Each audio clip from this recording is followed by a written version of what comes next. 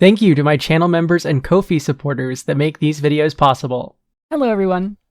Every TCG has its strongest card, and for Magic, you're likely to get one of three answers.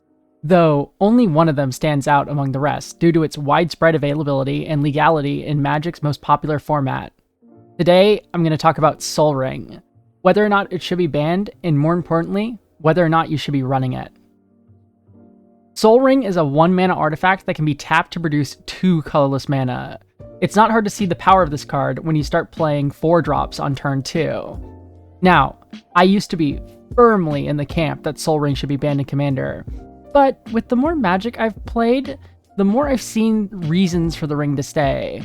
Now, don't get me wrong, if it was banned today, I wouldn't mourn it, but there's a lot more to take into account than at first glance. Let me start by mentioning what I feel is the weakest argument for Sol Ring's continued existence in the format.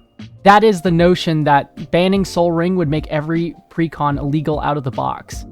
Now, hypothetically this would be a problem, but in reality it matters a lot less than you could possibly realize.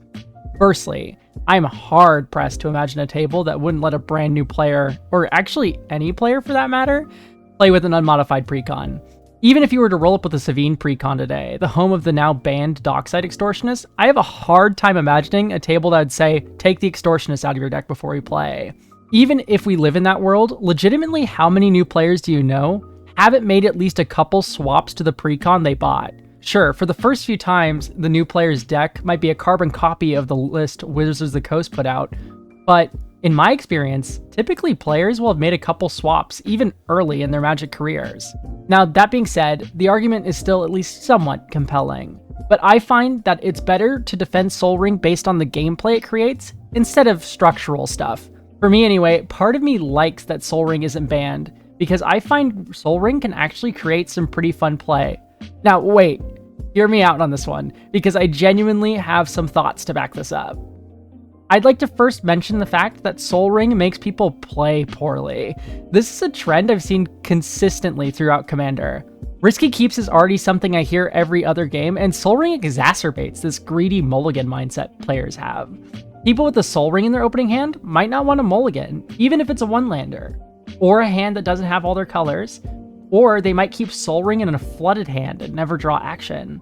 Now, this shouldn't be the only point for Sol Ring's defense. No matter how much schadenfreude I get every time I see a player miss their second land drop after a turn 1 Sol Ring, as not every player who has Sol Ring in their deck will be tempted by it into misplaying.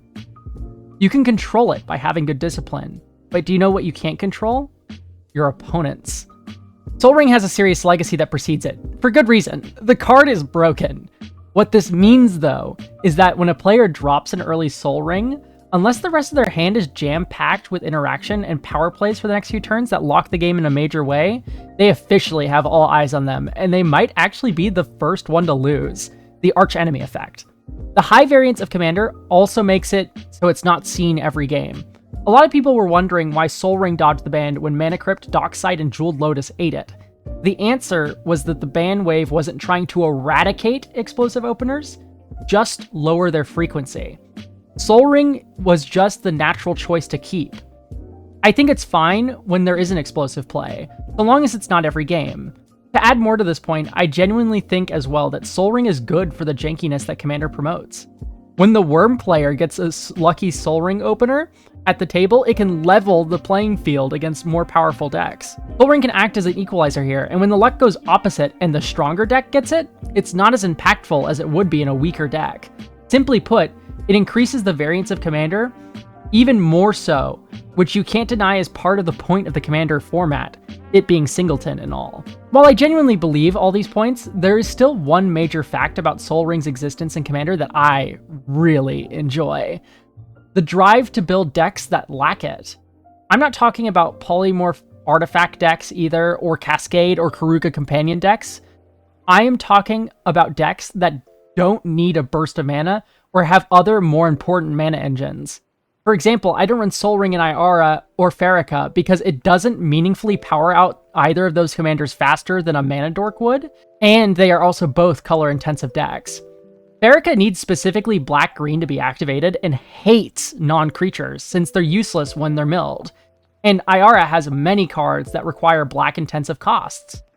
Both of these decks have broken mana engines already, which is also where Kira falls into this conversation. Ring doesn't need to apply in a deck built around Explore. In a deck like Luris, my curve is so low and color intensive that Sol Ring actually does very little in the deck. Now, could Sol Ring make a deck like these better? Yeah, the decks would probably be like a percentage point better. Not by much. And that low margin of power increase when compared to the feeling of drawing a useless late game ring was not a trade-off I was actually looking for in those decks. For me, Sol Ring is a deck by deck basis. For example, a deck where I've included it that gives me the least guilt is Tekethal. He's an artifact combo deck that already runs Manifold and Volcanic Key and Urza Saga and Trinket Mage. So it's an actual synergy piece instead of just being a generically good card.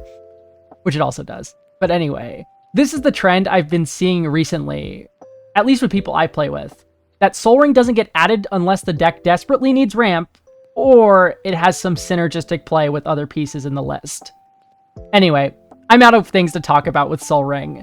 Join the Discord down in the pinned comment below to play Magic with me and the community, especially if you like Cube or Commander. Let me know about what you think about Sol Ring's legality in the format, and what decks, if any, you exclude it from and why. Until next time, bye!